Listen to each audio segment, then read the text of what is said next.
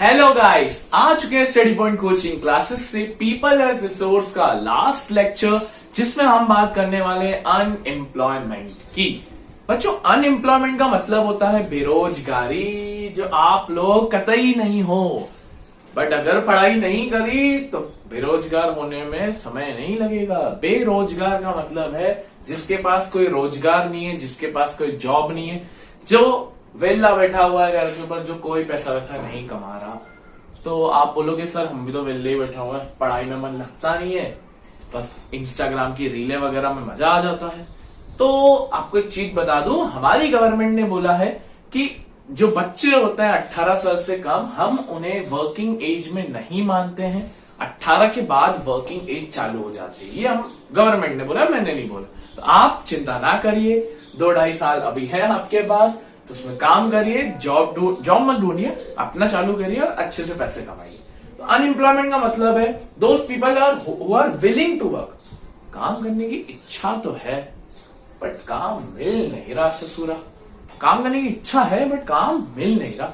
तो सर अगर जो लोग काम करने की इच्छा ही नहीं करते तो हम उन्हें अनएम्प्लॉयड नहीं बोलते, उनकी खुद की इच्छा नहीं, तो हम क्या करें। तो ये होता है अनएम्प्लॉयमेंट। और भैया कोविड के टाइम पे बहुत लोगों की जॉब गई, बहुत सारी कंपनीज, बहुत सारे बिजनेसेस शट डाउन हुए। इस वजह से हमारी कंट्री का अनएम्प्लॉयमेंट भी बढ़ा। बहुत लोग रूरल एरियाज से अर्बन एरियाज की तरफ आए, गांव से शहरों में आए ताकि जॉब मिल जाए, बट ऐसा कुछ भी नहीं हो पाया। बहुत सारी जॉब्स गई, इस वजह से सुसाइड रेट भी बढ़ा था। लोगों ने जॉब नहीं मिली तो सुसाइड करना चालू कर दिया। अब कुछ तरह के अनएम्प्लॉयमेंट होते हैं, 3 तरह के होते हैं: सीजनल, डिस्गाइज्ड, एजुकेटेड। वैसे तो और भी होते हैं, अगर आप हायर क्लासेस में पढ़ोगे, साइक्लिक होता है, स्ट्रक्चरल होता है, ऑक्यूपेशनल होता है, बट वो अभी अपने को नहीं पढ़ना।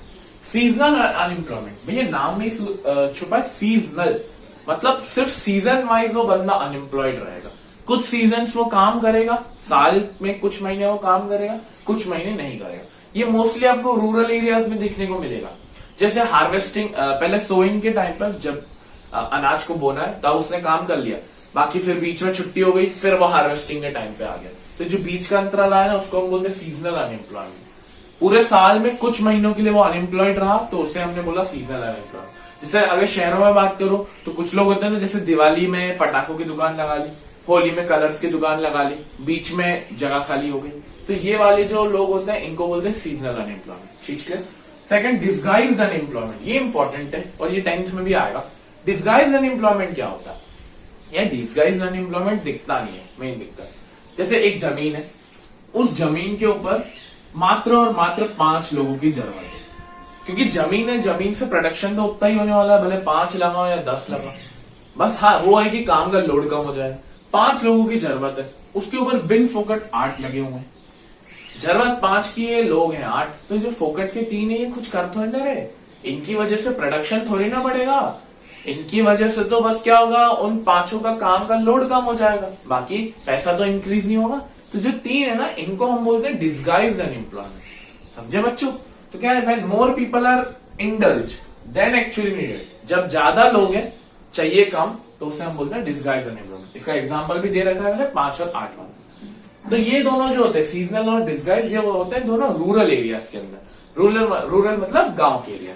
थर्ड आता है एजुकेटेड अनएम्प्लॉयमेंट। एजुकेटेड अनएम्प्लॉयमेंट का मैं सीधा सा बोलता हूँ पढ़े लिखे गवार। ये मेरी स्टेटमेंट है कि एजुकेटेड अनएम्प्लॉयड मतलब, देखो जो लोग एजुकेटेड हैं, और एजुकेशन आपको मिल जाती है सिटीज में, अर्बन एरियाज में। जो लोग एजुकेटेड है, ग्रेजुएशन कंप्लीट कर लिया है, पोस्ट ग्रेजुएशन कंप्लीट कर लिया है, बट फिर भी जॉब नहीं मिल पा रही है, तो उनको हम बोलते हैं educated unemployment.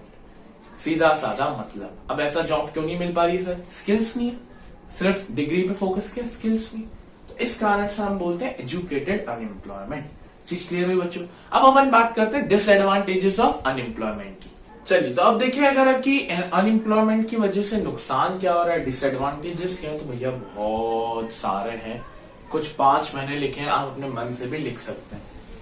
People who can be asset turns into liability. शुरुआत में बताता, जो लोग इकोनॉमी के लिए इनकम कमा सकते हैं वो बोझ बन जाते हैं इकोनॉमी के लिए, तो एक गलत चीज मानी जाती है। डिप्रेशन हो जाता है, ए होपलेसनेस यूथ के अंदर कि भैया जॉब नहीं मिल रही है, दूसरों को मिल गई, मेरे दोस्तों को मिल गई, मैं वहीं का वहीं रह गया, सुसाइड रेट बढ़ जाता है इस वजह से। Unemployed people are unable to fulfil their basic needs, भैया खाना ही नहीं खा पाता है घर पे, फिर पापा भी बोलते हैं क्या गवारों जैसे बैठा हुआ है, बाहर जाके काम कर, ये फिर आता है। फिर due to unemployment criminal rate rises. अरे सर क्रिमिनल रेट कैसे बढ़ेगा?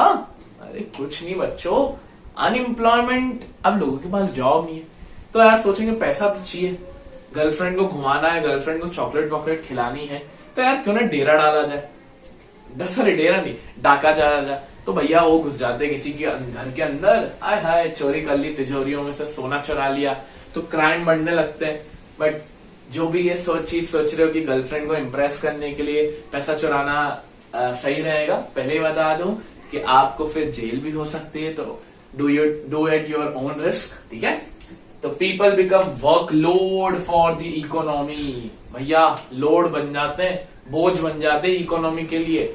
अब एक घर में मान लो कि एक ही जना है, वो ही चारों जनों का खाना पेट पाल रहा है, चारों जनों के लिए पैसा कमा के आ रहा है, उसका बेटा कुछ भी नहीं कर रहा है, तो वो क्या काम का हुआ? अगर उसका बेटा भी कमाने लग जाए तो वो 2 लोग कमाने लग जाएंगे और ज्यादा पैसा आएगा घर के अंदर।